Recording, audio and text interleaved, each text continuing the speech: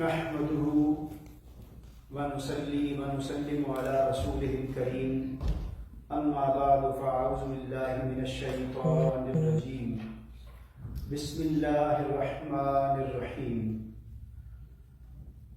انك لا تسمع الموتى ولا تسمع الصم الدعاء اذا ولوا مدبرين صدق الله العظيم اللهم صل على سيدنا ومولانا محمد وعلى آل سيدنا واصحاب سيدنا ومولانا محمد وبارك وسلم. قابل سعادت احترام حاضرین و حاضرات اور ناظرین و ناظرات، آج ہم نے 20واں سپارہ سنا ہے اور اس سپارے میں سورہ النمل، سورہ القصص اور کچھ حصہ سورہ العنکبوت ہے. جو آیت کریمہ میں نے تلاوت کی ہے یہ سورہ النمل کی آیت نمبر 80 ہے. اس آیت کریمہ کے بارے میں بعض علماء نے، ہمارے بھائیوں نے یہ بیان بھی کیا ہے اور لکھا بھی ہے کہ اس آیت کریمہ میں اللہ کریم نے یہ بیان کیا ہے کہ حضور نبی کریم صلی اللہ علیہ وآلہ وسلم مردوں کو سنا نہیں سکتے اور نہ مردے سنتے ہیں. یہ ایک مفہوم ہے اور اس مفہوم کے غلط ہونے کے حوالے سے میں آقا کریم کے فرامین سے پہلے کچھ چیزیں آپ کے گوش گزار کرتا ہوں، پھر ہم آیت کریمہ کا مفہوم سمجھنے کی کوشش کریں گے. سب سے پہلے یہ یاد رکھیں کہ یہ سورہ مبارکہ مکی صورت ہے. کیا ہے؟ مکی صورت ہے. اور قرآن کریم کس پر نازل ہوا ہے؟ حضور نبی کریم صلی اللہ علیہ وسلم پر. اور جن پر نازل ہوا ہے ان سے بڑھ کر قرآن کریم کوئی نہیں سمجھ سکتا، اس میں کوئی دوسری رائے نہیں ہے. اب یہ چونکہ مکہ مکرمہ میں سورت مبارکہ نازل ہوئی ہے اور یہ آیت اسی کا حصہ ہے. اب مدینہ منورہ میں ہجرت مدینہ کے بعد 2 ہجری کو جنگ بدر کا معرکہ ہوا، وہ آپ سب کو معلوم ہے. اور جنگ بدر میں کفار کو شکست فاش ہوئی اور وہ اپنے اموات کو چھوڑ کر چلے گئے. حضور نبی کریم صلی اللہ علیہ وآلہ وسلم نے بھی ان کو 3 دن تک چھوڑے رکھا. 3 دن بعد حضور نبی کریم صلی اللہ علیہ وآلہ وسلم اپنے صحابہ اکرام کے ساتھ، یہ جو میں حدیث پاک بیان کر رہا ہوں یہ مسلم شریف کی حدیث مبارکہ ہے، اپنے صحابہ اکرام کے ساتھ میدان بدر میں گئے اور وہاں جا کر ابو جہل کی میت پر، امیہ کی میت پر، عتبہ کی میت پر اور شیبہ کی میت پر کھڑے ہو کر ان کو مخاطب کیا، اے ابو جہل، اے امیہ، اے عتبہ، اے شیبہ، کیا تم نے اپنے رب کا وعدہ سچا نہیں پایا؟ میں نے تو اپنے رب کا وعدہ سچا پا لیا ہے. جو وعدہ میرے رب نے میرے ساتھ کیا تھا وہ میں نے سچا پا لیا ہے. تو گویا کہ آقا کریم نے مردوں کو مخاطب کیا. مخاطب کرنے والا کون ہے؟ آقا کریم ہے. یہ قرآن کریم کس پر نازل ہوا ہے؟ آقا کریم پر. اگر اس آیت کریمہ کا مصداق اور مدعا یہ ہوتا تو حضور نبی کریم یعنی نہیں سنا سکتے تو آقا کریم کبھی بھی ان کو آوازیں نہ دیتے. تو گویا حضور نبی کریم صلی اللہ علیہ وسلم نے ان کو پکارا. ایک تو بات یہ ہوگی کہ وہ سنتے ہیں اور وہیں پر سیدنا عمر فاروق رضی اللہ تعالی عنہ نے عرض کی، یا رسول اللہ کیا یہ سن رہے ہیں؟ کیا یہ سن سکتے ہیں؟ یہ تو مردہ ہیں، آپ ان کو پکار رہے ہیں، آپ ان کو کہہ رہے ہیں. تو آقا کریم نے فرمایا کہ یہ آپ سے بہتر سن رہے ہیں مگر جواب نہیں دے سکتے. تو آقا کریم کی اس حدیث مبارکہ سے یہ چیز واضح طور پہ سمجھ آ گئی کہ اس آیت کریمہ کا مفہوم یہ نہیں ہے۔ اسی طرح آگے چلتے ہیں، ایک اور مسلم شریف اور نسائی کی حدیث مبارکہ ہے۔ حضرت بریدہ رضی اللہ تعالی عنہ بیان کرتے ہیں کہ حضور نبی کریم صلی اللہ علیہ وآلہ وسلم ہمیں قبرستان میں جانے کی تعلیم فرماتے تھے کہ قبرستان میں جائیں تو کیا کرنا ہے، کیا کہنا ہے۔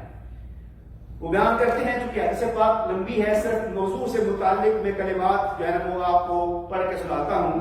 تو جب آقا کریم سکھاتے تو کہتے کہ قبرستان میں جاؤ تو یہ کہا کرو السلام علیکم اہل الدیار من المؤمنین والمسلمین، کہ تم جب قبرستان میں جاؤ، یقیناً وہ مسلمانوں کے قبرستان میں جاتے ہوں گے، بقیع میں جاتے ہوں گے، جب وہاں جاؤ تو جا کر انہیں السلام علیکم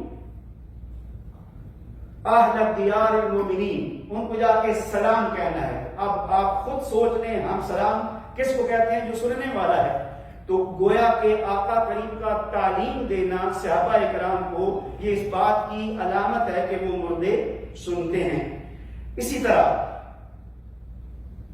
ایک اور حدیث پاک ہے کہ حضرت عائشہ صدیقہ رضی اللہ تعالی عنہا آقا کریم کی بارگاہ میں عرض کرتی ہیں، یا رسول اللہ، کیونکہ آپ بھی جنت البقیع جب بھی میرے گھر تشریف لاتے ہیں آپ جنت البقیع جاتے ہیں، میں اگر قبرستان جاؤں تو قبرستان جا کر میں کیا کہوں؟ تو آقا کریم نے ان کو بھی فرمایا کہ آپ بھی اگر قبرستان جائیں تو آپ کہیں السلام علی اہل الدیار من المؤمنین والمسلمین۔ اس حدیث پاک کو مسلم اور نسائی نے بیان کیا ہے۔ اچھا، یہ تو صحابہ اکرام کو آقا کریم نے سکھا دیا، اب عمل رسول صلی اللہ علیہ وسلم کیا ہے؟ اس پر ترمذی شریف کی حدیث مبارکہ ہے، حضرت ابن عباس رضی اللہ تعالی عنہ بیان کرتے ہیں کہ جب بھی حضور نبی کریم صلی اللہ علیہ وآلہ وسلم قبرستان تشریف لے جاتے تھے تو قبرستان میں جا کر کہتے تھے السلام علیکم یا اہل القبور، کہ اے قبر والو، اے قبرستان والو، تمہیں سلامتی ہو، تم پر سلام ہو۔ ایک تو یہ ہے کہ وہ سنتے ہیں، لیکن ایک نقطہ اس حدیث پاک میں جو ندائے یا رسول اللہ ہے، جس پر اعتراض کرتے ہیں کہ یا محمد کہنا درست نہیں ہے۔ آقا کریم قبرستان والوں کو کہہ رہے ہیں یا اہل قبور، اے قبر والو، تو اس کا مطلب یہ ہے کہ ندا کرنا، کسی کو بلانا، ہاں وہ اس دنیا سے پردہ کر گیا ہے تب بھی آقا کریم کی زبان مبارک سے جائز ہے۔ تو یہ تینوں چاروں حدیث مبارکہ اس بات کا ثبوت ہے کہ یہ آیت کریمہ جو ہے اس کا مدعا اور مقصود یہ نہیں ہے کہ نہ مردے سنتے ہیں اور استغفر اللہ معاذ اللہ نہ آقا کریم سنا سکتے ہیں۔ تو پھر اس کا مفہوم کیا ہے؟ اب اس کا مفہوم ایک تو قبلہ حضور نے ماشاءاللہ ترجمے میں واضح کر دیا ہے کہ اس کا مفہوم کیا ہے، اور یہاں پر چونکہ لفظ استعمال ہوا ہے اِنَّكَ لَا تُسْمِعُ الْمَوْتَى، اور موتا کا جو لفظی معنی ہے وہ ہے مردے، اور اکثر لوگوں نے اس سے مراد جو لفظی معنی لیا ہے، لیکن آیت کریمہ کا سیاق اور سباق اور اسی آیت کریمہ کے کلمات میری نظر میں ان کو سمجھنے میں غلطی ہوئی ہے۔ وہ کیسے؟ ترجمہ فرماتے ہیں حضور شیخ الاسلام اِنَّكَ لَا تُسْمِعُ الْمَوْتَى وَلَا تُسْمِعُ صُمَّ الدُّعَاءَ إِذَا وَلَّوْا مُدْبِرِينَ، کہ اے حبیب صلی اللہ علیہ وسلم، بے شک آپ نہ تو ان مردوں یعنی حیات ایمانی سے محروم کافروں، ان مردوں سے مراد کیا ہے؟ حیات ایمانی سے محروم کافروں کو اپنی پکار سناتے ہیں، اور نہ ہی صدائے حق کی سماعت سے محروم سم جو بہرے ہوتے ہیں، یعنی جو حق کی بات نہیں سن سکتے، بہروں کو جب کہ وہ آپ ہی سے پیٹھ پھیرے جا رہے ہوں۔ یعنی آپ جو کافر لوگ ہیں جو حق کی بات سننے کی خواہش نہیں رکھتے، آپ ان کو نہیں سنا سکتے۔ اب یہ مفہوم جو ہے پہلے آپ بطور پروف نوٹ کر لیں کہ اس کسی کو کہ یہاں موتا سے مراد اور سما سے مراد یعنی بہروں سے مراد کافر ہیں، اس کو صحابہ تابعین نے بیان کیا ہے، اور مختلف تفاسیر ہیں۔ اللباب ابن عادل دمشقی، تفسیر طبری، تفسیر القرطبی، تفسیر البغوی، تفسیر ذات المسیر، تفسیر ابن کثیر، الدر المنصور، فتح القدیر، ان تمام تفاسیر میں یہی مفہوم بیان کیا گیا ہے۔ ابھی آپ کے سمجھنے کے لیے جو اس آیت کریمہ میں عرض کر رہا ہوں یہ آخری کلمات ہیں، اذا ولوا مدبرین، کہ وہ آپ ہی سے پیٹ پھیر کر جا رہے ہیں۔ تو میرا آپ سوال یہ ہے، کیا مردے کہاں پیٹ پھیریں گے بھائی مردے ہماری نظر میں بھی اگر وہ قبر میں سنتے بھی ہیں تو ہماری نظر میں بھی باہر آ کے حرکت تو نہیں کر سکتے۔ استغفر اللہ معاذ اللہ، اللہ کا کلام اتنا غیر مفہوم ہے، اور وہ فرما رہا ہے اذا ولوا مدبرین، کہ جب وہ پیٹ پھیر کر جا رہے ہیں۔ تو اس کا مطلب یہ ہے کہ آیت کے اندر یہ مفہوم موجود ہے کہ اس سے مراد مردے حقیقی جسمانی نہیں ہیں، اس سے مراد مردے ایمانی مردے ہیں، روحانی مردے ہیں، کیونکہ اگر وہ مردے حقیقی مراد ہوتے تو آیت کریمہ کے یہ کلمات کہ وہ پیٹ پھیر کر جا رہے ہیں یہ نہ ہوتے۔ ابھی آخری بات، اسی آیت کریمہ کے بعد اگلی آیت کریمہ مزید تفسیر کر رہی ہے۔ اگلی آیت میں ہے وَمَا أَنْتَ بِهَادِ الْعُمْيِ عَنْ ضَلَالَتِهِمْ إِن تُسْمِعُ إِلَّا مَن يُؤْمِنُ بِآيَاتِنَا فَهُمْ مُسْلِمُونَ۔ اس آیت کریمہ میں ہے اور نہ ہی آپ دل کے اندھوں کو ان کی گمراہی سے بچا کر ہدایت دینے والے ہیں، آپ تو فی الحقیقت انہی کو سناتے ہیں جو آپ کی دعوت قبول کر کے ہماری آیتوں پر ایمان لے آتے ہیں، سو وہی لوگ مسلمان اور وہی زندہ کہلانے کے حقدار ہیں۔ اس کا مطلب یہ ہے کہ اس آیت کریمہ میں بھی جو لفظ عمری ہے، یہاں اس سے مراد جو اندھا ہے وہ اندھا آنکھوں والا نہیں ہے، وہ اندھا دل کا اندھا ہے جو کلام سن کر بھی ایمان نہیں لاتا۔ اس کی دلیل یہ ہے کہ کیا اندھے لوگوں کو ہدایت نہیں ملی؟ آج ہی میں نے حدیث پاک بیان کی تھی، حضرت عبداللہ ابن مکتوم یہ نابینا صحابی تھے۔